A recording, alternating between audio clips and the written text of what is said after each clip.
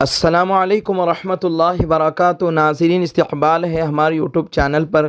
ماشاءاللہ یہ بڑی خوشی کی خبر ہے کہ حضرت مفتی طارق مسعود صاحب دامت برکاتہم، جو کہ سچے عاشق رسول ہیں، پاکستان تشریف لا چکے ہیں اور ایئرپورٹ سے لینے کے لیے جامعۃ الرشید کے سربراہ مفتی عبدالرحیم صاحب دامت برکاتہم تشریف لا چکے ہیں۔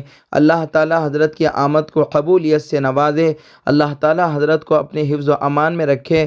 ماشاءاللہ حال ہی میں جامعۃ الرشید کے سربراہ مفتی عبدالرحیم صاحب دامت برکاتہم نے یہ اعلان کیا تھا کہ جامعۃ الرشید کے تمام اساتذہ، طلباء و تمام فضلاء مفتی طارق مسعود صاحب کے ساتھ کھڑے ہیں۔ مفتی طارق مسعود صاحب کو کسی قسم کا نقصان پہنچانے کی اجازت ہرگز نہیں دی جائے گی۔ آپ حضرات بھی مفتی طارق مسعود صاحب کا دست و بازو بنے رہیں، ہمت بڑھائیں اور ساتھ دیں۔ ماشاءاللہ حضرت والا کے اعلان پر بڑا طبقہ مفتی طارق مسعود صاحب کے ساتھ کھڑا رہا اور حضرت والا ہی کی کاوشوں سے حضرت مفتی طارق مسعود صاحب دامت برکاتہم واپس بخیر و عافیت تشریف لا چکے ہیں۔ اللہ تعالی حضرت والا کی آمد کو اور مفتی صاحب کی فکروں کو اللہ تعالی قبولیت سے نوازے، اللہ تعالی آپ کو اپنے حفظ و امان میں رکھے۔ ماشاءاللہ دوستو، یہ بڑی خوشی کی خبر ہے۔ آپ جانتے ہیں حال ہی میں مفتی طارق مسعود صاحب دامت برکاتہم کو لے کر سوشل میڈیا پر بوال مچ گیا تھا۔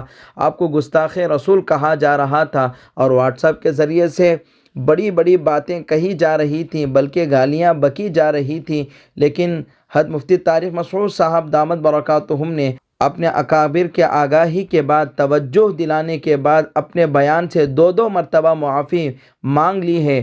آپ کے معافی مانگنے کے بعد پھر بھی لوگوں کا آپ کے بارے میں برا بھلا کہنا، گستاخ رسول کہنا صاف طور پر یہ بتاتا ہے کہ ان کے قلوب کے اندر مفتی صاحب کی کتنی مذمت بیٹھ گئی ہے اور مفتی صاحب کے متعلق کتنا بغض اور حسد بیٹھا ہوا ہے۔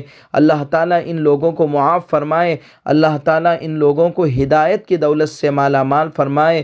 جو بندہ دو مرتبہ معافی مانگ چکا ہے اور ساری زندگی رسول اللہ صلی اللہ علیہ وسلم کی تعلیمات کو آگے بڑھانے میں یہ معین و مددگار بنا ہے، ایسے شخص کو گستاخ رسول کہنا کتنی بڑی بدبختی کی بات ہوگی، آپ تمام حضرات اندازہ لگا سکتے ہیں۔ بہرحال مفتی صاحب تشریف لا چکے ہیں، اللہ تعالیٰ آپ کی آمد کو برکت کا سبب بنائے، ہدایت کا ذریعہ بنائے، آمین۔ جزاک اللہ خیرہ۔